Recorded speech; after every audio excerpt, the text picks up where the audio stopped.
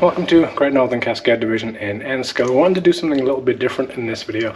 Whilst I was out recovering from surgery and I couldn't do a whole lot, I got a little bit more involved in Croix Railroad, which is just over the river in Wisconsin. It's about 45 minutes or so from where I live here. And they have a bunch of different scale railroad, ride-on railroads, basically. So when I was in the Seattle area before we moved out here, I was a member of Great Northern Cascades, who were up in Skycomish, Washington, and they just did 7.5-inch gauge. And so I have a little electric locomotive that runs off a pair of 12-volt batteries. I also actually have a full 7.5-inch gauge steam train. It's an Allen Models Mogul, so it's a 260, runs on propane. Pretty much everything in the Pacific Northwest runs on propane rather than coal-fired, and some of the purists, especially around here, some of the purists that almost always do coal, snigger a little bit about it. That's propane-fired, but I'm hoping to get that up and running soon. It moved out here with us, but it sat for a couple of years and it needed some work even before it moved out here. But it has been cool to get up there and, you know, just kind of hang out, ride conductor on the back of the train when my arm was, you know, still all bandaged up and stuff and I couldn't do much. But did get out about a week or so ago with our train. I had the electric loco, a couple of riding cars, and I thought it might just be something a little bit different. It's Great Northern, obviously, that I had built. So the locomotive itself was built by a guy out in Vancouver, Washington. I think he's part of the Burnaby Model Railroad Club. He originally had it in Canadian National, and so a couple of years ago, 3 years ago or so, I sent it all that down, respread it into Great Northern, and so it's Great Northern 57, and 57, a little bit of trivia, was the age of my kids when I did that, so over 3 years ago now. Becca loves it as well. You can hear him roaming around upstairs. So hopefully you enjoy this little bit of a video. So it's a little bit different, but we go and then a lap around. It takes about 12-13 minutes or so to do a complete circuit of the 7.5-inch gauge line. They do also have 4.75-inch gauge mountain line.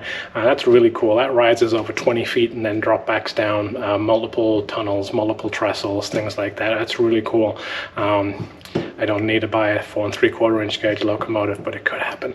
And then they also have a high line, which is a mix of, I think they have 3.5-inch, 2.5-inch, and then 1.5-inch gauge track as well. So a whole mix of different things that they have out there. So, you know, I might mix in some of those videos on the channel as well, just so that it's something a little bit different. It's still all model railroading, but it's quite different than 1/60th scale, like N scale, to now go up to 1/8 scale trends like we have here. Thanks for watching. Hope you enjoy this one. Let me know what you think. Bye.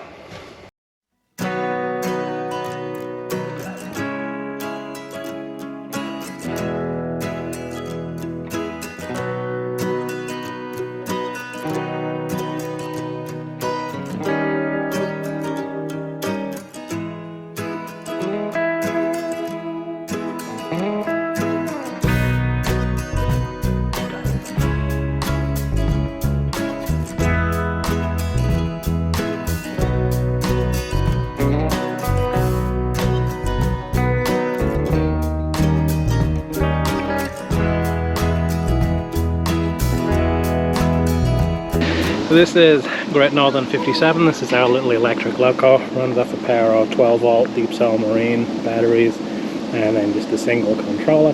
I'll put it up on one of the loading bays and take the cover off and see the This is then the batteries connected. It's just two 12-volt marine deep cell batteries and then connected together so that the two of them run together and essentially give 24 volts. It was built by a guy up in Burnaby, Vancouver, just outside of British Columbia, just outside of Vancouver. Pretty cool. And then these two cars I have built, so Great Northern Gondola and Great Northern Flat Car, just a couple of riding seats on them. Let's go and take it out for a lap around the track here at St. Croix and see what it's like.